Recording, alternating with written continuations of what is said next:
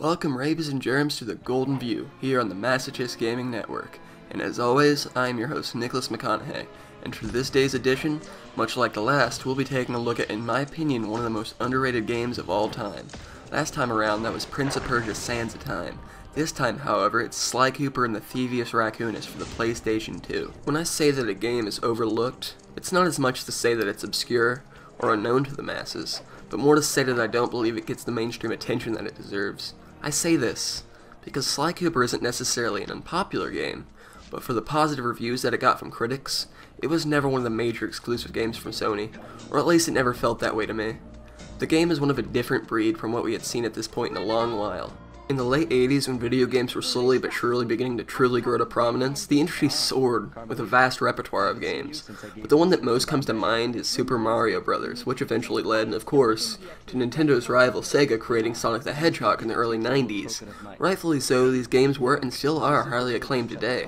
They didn't have much at all in the way of story, and when they eventually tried to incorporate story down the line, it just didn't feel right. They were mind-numbingly creative, fun entertainment.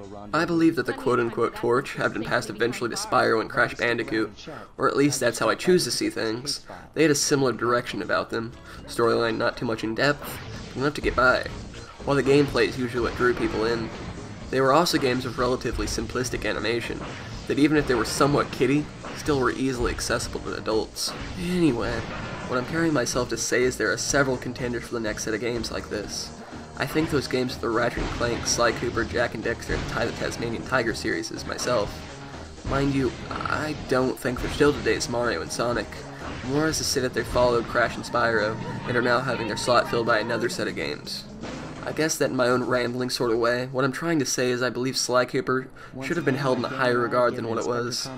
Fortunately, a fourth game is upcoming, which is why I chose to see how it all began. Sly Cooper and the Theivus Raccoonis, for those that aren't aware, is a stealth platforming video game created by Sucker Punch Productions. Just hearing the name of the company itself, I'm not really familiar with it. However, after doing some scavenging, I found out they were responsible for the infamous series. Other than that, in a game called Rocket, for the Nintendo 64, the Sly series is all that they're responsible for. It's not an illustrious list, but I think it's safe to say that they're off to a good start. Sly Cooper was released on the Sony PlayStation 2 in 2002, and was followed by two sequels, Sly 2 The Band of Thieves, and Sly 3 Honor Among Thieves. You can buy the Sly collection on the PS3 to get all three of these games in the future if you choose to do so. The story begins with an explanation for the characters and the quest that they're having placed in front of them. Sly is a member of the Cooper family, an enriched family known for their inexplicably large amount of success in thievery. The family was so illustrious that they formulated a book, archiving all the tactics and methods that each Cooper had done. The Theivus Raccoonis, it was called. An admittedly dim-witted and silly name, but it hardly needed to be anything more than what it was. Unfortunately, the pages were scattered around frantically, and Sly Cooper, being the last known heir to the prestigious book, must unravel the whereabouts of each page. Targeting a group called the Fiendish Five for the pages, he travels alongside his friends Murray, the dim-witted but lovable hippo that drives the van, and Bentley, the infinitely intelligent turtle that works as the oracle to Sly Cooper's Batman, helping him figure out clues and collecting information on happenings. The story on paper really isn't anything to get too excited about. It's very simple, of characters with traits that we've already seen many times, but the game provides enough style and pizzazz to shield its inefficiencies. The cinematography and the scenery probably helped to make the story better than what it was, painting an atmosphere necessary for this type of story. For everything that it is and everything that it isn't, I'm giving the story a rating of 7.5 out of 10. The graphics initially are probably what brought this game up to the plate. The game had stylistic visuals and an artful way of depicting its atmosphere that really enabled the characters to be brought to life. It retained a sort of feeling similar to that of Ratchet Clank or Crash Bandicoot, but brought with its own sort of black film feel to it. There's little moments where the cutscenes feel out of whack, or the scenery ever gets in the way of the action, which is always a plus. Ultimately, I give the graphics and overall illustration of the game a solid 8 out of 10. One other thing that truly assisted the atmosphere and the scenery was the music. The music usually provided an enchanting sound that benefited the game. I couldn't imagine the graphics popping out quite as much had it not been for the other contributing factors. The controls of this game aren't very complex, but honestly it turns out to be kind of a good thing at the end of the day, because you can pick up a controller and almost immediately start going through levels without any problems whatsoever. The controls are also incredibly responsive. There are very little moments where I find myself getting frustrated with the game, or anything that I believe to sincerely be an inefficiency of the game itself. I jump where I intend to jump, I don't constantly walk off edges because of oversensitive controls, which is more than I can say for the first Crash Bandicoot game, but that's a discussion for another time. The only thing that bothered me was the lack of use in the controller's capabilities. Many buttons went unused in this game. The L1 and R1 button both pulled out the binoculars, something that I think R3 should have been saved for. Then R2 and L2 swapped between a special move that you could use with the triangle button. Circle didn't do much of anything either until towards the end of the game. I don't mean to sound like I'm nitpicking or, making a big deal out of nothing, and I realize absolutely nobody cares about this but me. However, I just think that if we use those other 5 buttons more productively, we wouldn't have had to keep the special moves isolated to just using the triangle button. The controls for their slick and tidiness, as well as their ease to master, receive an 8.5 out of 10. The gameplay for its time and even now is contrasting from a lot of the things that we'd seen before. Sly Cooper was released around the time that Jak and Daxter and Ratchet Clank were both released, which is probably why Sly Cooper was temporarily overlooked. And while those games are most certainly similar to the point that Naughty Dog, Insomniac Games, and Sucker Punch Productions have been given the moniker of Sony's platforming trio, Sly Cooper was one that incorporated stealth into the mix. Unfortunately, there isn't a whole lot of moments where stealth is actually necessary in the game. You'll fight a couple guys that might shine a flashlight in your direction, but mostly it's an absolute free-for-all. Where it doesn't sink flat, however, is in the aerobatics and your ability to successfully turn your atmosphere in your own little personal jungle gym. The platforming involved in the game levels can be very entertaining. However, the enemies are way too easily conquered, and the game itself is too lenient as well. There were very little times throughout the entire game that I ever actually got stuck, and those moments were only whenever I couldn't figure out exactly what to do in a boss battle. Speaking of the boss battles, they weren't anything amazing either. They needed a lot more elaboration than what they got.